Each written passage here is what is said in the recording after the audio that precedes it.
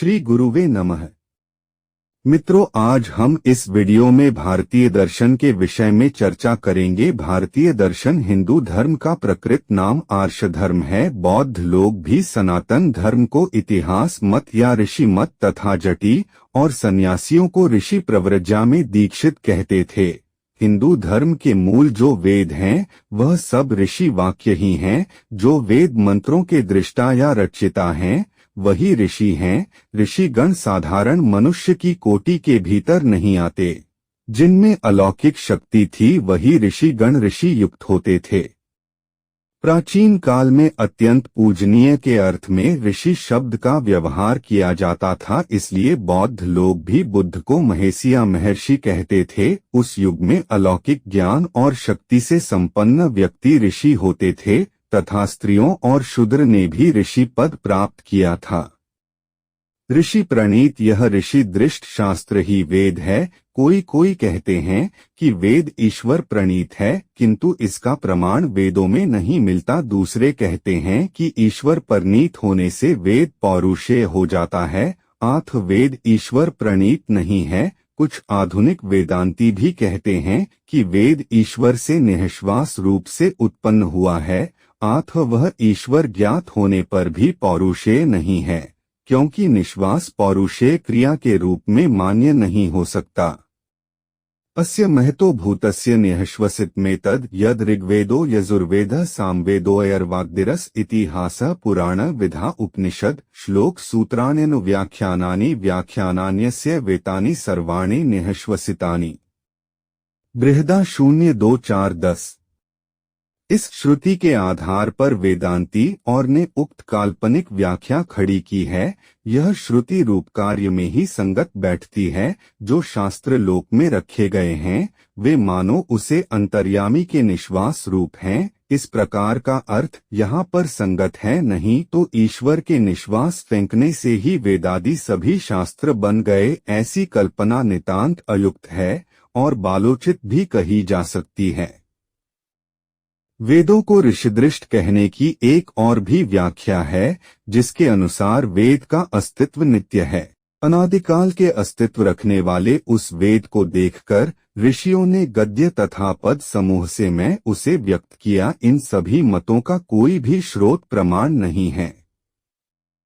वैदिक शब्दावली अनादिकाल से विद्यमान है। यह नितांत अयुक्त कल्पना ही है। ऋषियों ने अपने अलौकिक दृष्टि बल से सत्य का साक्षात्कार करके उसे प्रचलित भाषा में श्लोकादि की रचना द्वारा व्यक्त किया है।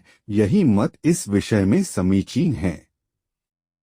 ऐसे भी लोग हैं जो कहते हैं कि वेद असभ्य मनुष्य के गीत हैं। यह भी अयुक्त कुसंस्कार है। वस्तुत समग्र वेद में जो सब धर्म चिंतन विद्वान हैं, आज केशु सभ्य लोग मनुष्य उनसे कुछ भी अधिक उन्नत चिंता नहीं करते। परमार्थ विषय में वेद में जो उन्नत चिंताएं और सिद्धांत है वह पश्चात्य सभ्य मनुष्य के लिए उनके निकट पहुँचने में अभी भी बहुत देर है।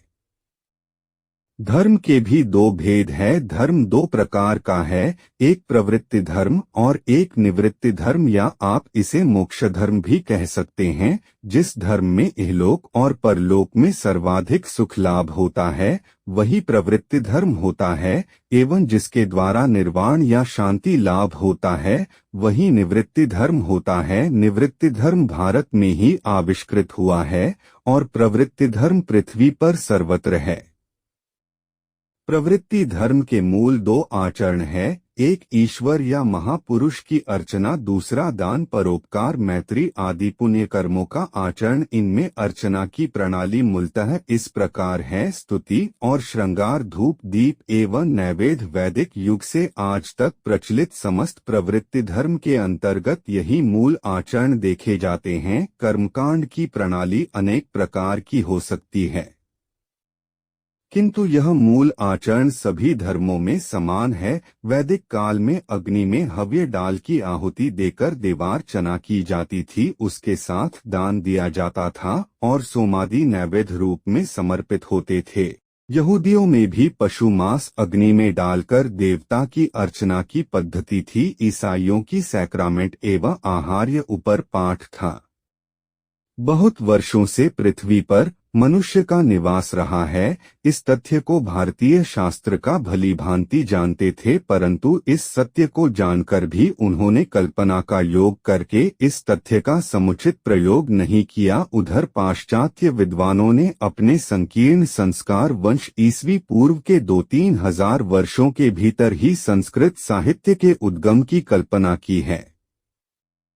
काल गणना के संबंध में भारतीय पुराणकारों की कल्पनाएं जितनी असंभव है, पाश्चात्य विद्वानों की कल्पनाएं उतनी ही संकीर्ण हैं और इसलिए दोनों ही दोषपूर्ण हैं। आथ सत्य के अनुसंधान करने वालों के लिए यही युक्तिसंगत है कि वह संस्कृत साहित्य के प्रादुर्भाव काल के संबंध में किसी निश्चित निर्णय का हठ न करें। यथार्थ काल निर्णय के अभाव में भी वैदिक और लौकिक संस्कृत के आधार पर कालक्रम का निर्धारण किया जा सकता है, परंतु यह भी सर्वत्र मान्य नहीं हो सकता, क्योंकि अनेक परवर्ती ग्रंथों की रचना प्राचीन भाषा के अनुकरण पर हुई है और साथ ही अनेक प्राचीन ग्रंथों में भी कालांतर में बहुत ही प्रक्षिप्त अंग समाविष्ट हो गए हैं।